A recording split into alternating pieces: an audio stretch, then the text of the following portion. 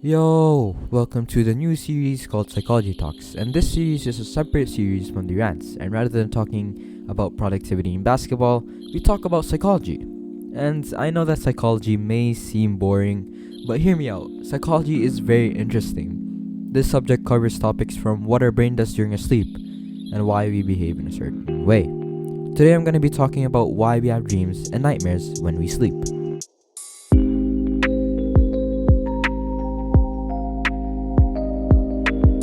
During the ancient times, people from the region of Mesopotamia created tablets that would record their dreams. They wrote their dreams into the back of these tablets and brought them to many people who can understand and translate their dreams. Fast forward a couple of years, many other civilizations tried to group similar dreams together to analyze them, some of which are the Egyptians, who compiled a book of dreams where they analyzed a lot of dreams and put them together.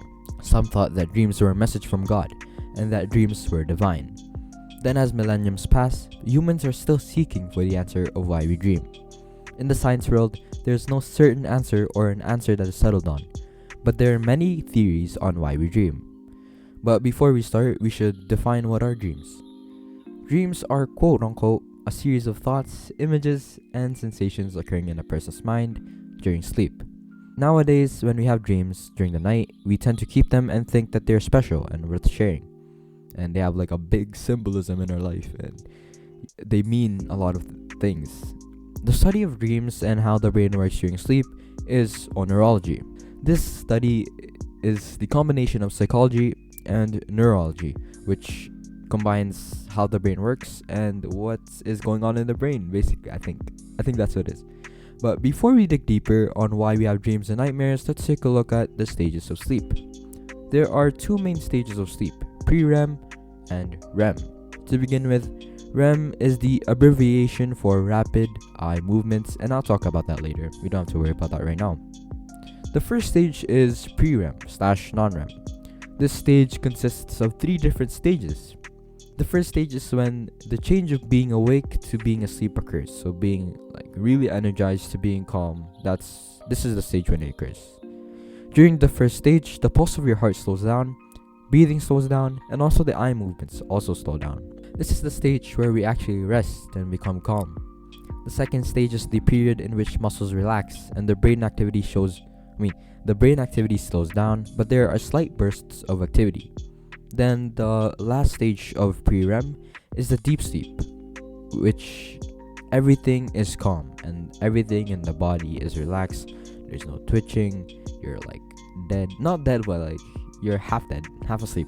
Not half asleep, but like your body is not moving, muscles are down, your mind is stop thinking, eyes stop moving, you're breathing very slow, and your heartbeat is slow too. Then there's the second stage, which is the REM stage. This is the stage that I was talking about that we shouldn't be worrying about. This stage is where the eyes move rapidly side to side with closed eyelids.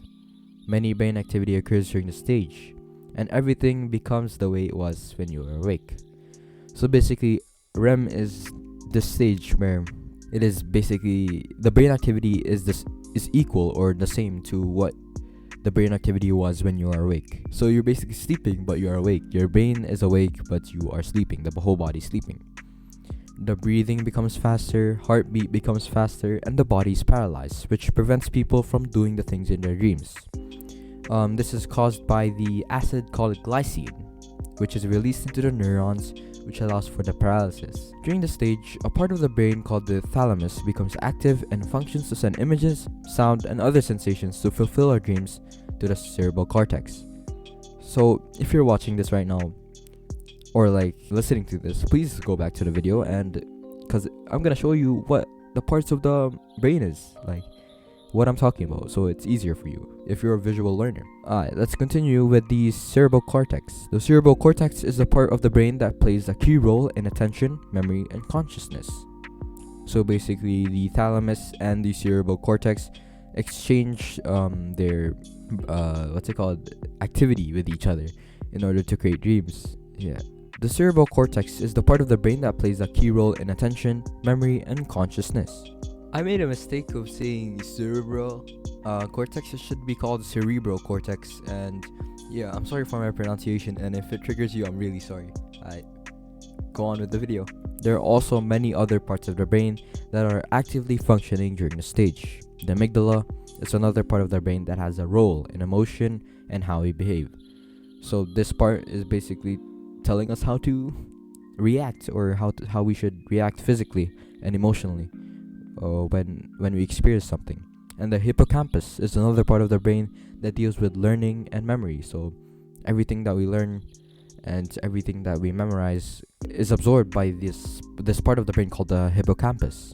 Both of these parts, the amygdala and the hippocampus, work together to create electrical brain pulses so that there are emotions and feelings in our dreams. So both of these parts help us to have emotions or like feelings in our dreams. So you know how like you're happy in your dream. That's because of the hippocampus and the amygdala exchanging their brain activity. So, to the basic level of understanding, the REM stage, or the rapid eye movement stage, is where dreams occur. Just like what I said before, there's no scientific answer or consensus for why we have dreams and nightmares, but there are many psychologists who have made theories on why we sleep.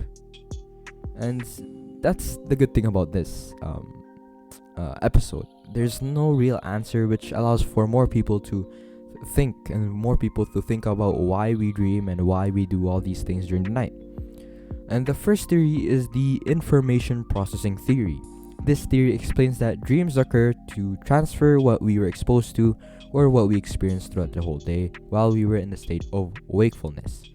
So this theory basically explains that dreams occur because of what we experience throughout the day. So during the day, if we felt sad, maybe our dreams are going to be sad too. The new information that we learn throughout the day is organized and sorted while we dream in a stage of REM. So everything that is new, or everything that's introduced to us during the day that our brain thinks that's new, it is sorted out and organized in order for us to process this information. According to this theory, information is distributed and organized, which can strengthen memories or weaken them. This is like when you memorize something before sleeping and cram it into your brain.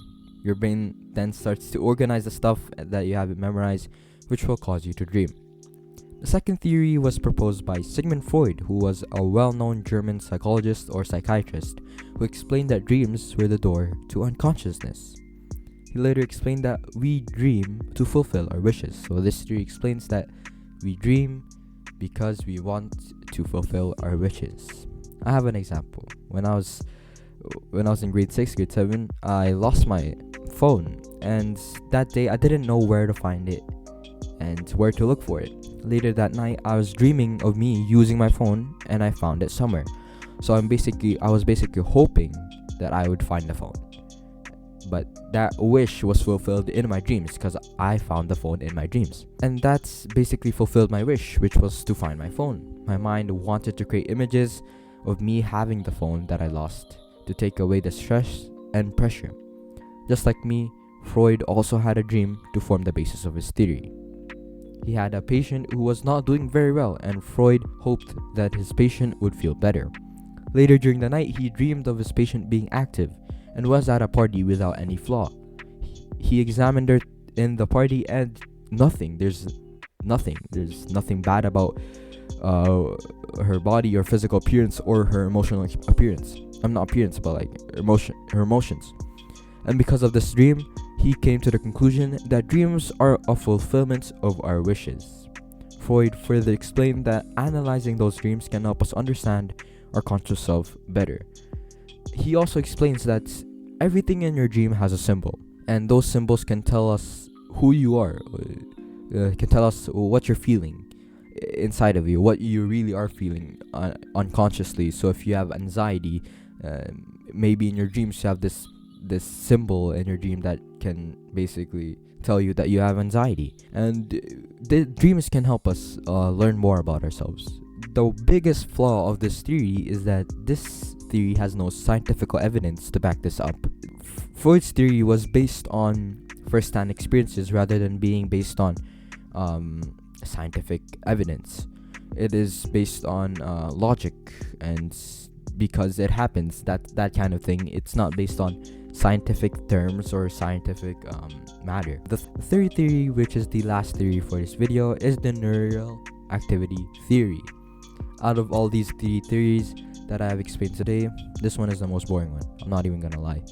This theory explains that when we are in a stage of REM, the deep sleep that we are in triggers neural activity, which allows the brain to be active, which the scientists concluded that dreams are just a side effect. They're just a side effect of what's happening in our brain during REM. So when we are in REM, there's many brain activities, and dreams are just like side effects of it. So basically, dreams are just accidental, and that there's no meaning to it, which I personally disagree with. Dreams always have meaning to it, or symbolism, and they have something to do with our daily lives, or our future. I don't know. Dreams are very confusing, and they're a mystery. And this theory also suggests that the brain tries to compile random emotions or even memories just for you to have a dream. And it's all because of an accident during the neural activity stage, or the active stage of the brain, which is the REM stage. And that's, yeah. And those are the theories. We had the first theory, which was to information processing theory, and the second theory, which was Sigmund Freud, who is a well-known German psychiatrist, who explained that dreams were to fulfill our wishes. We dreamed because we wanted to fulfill our wishes.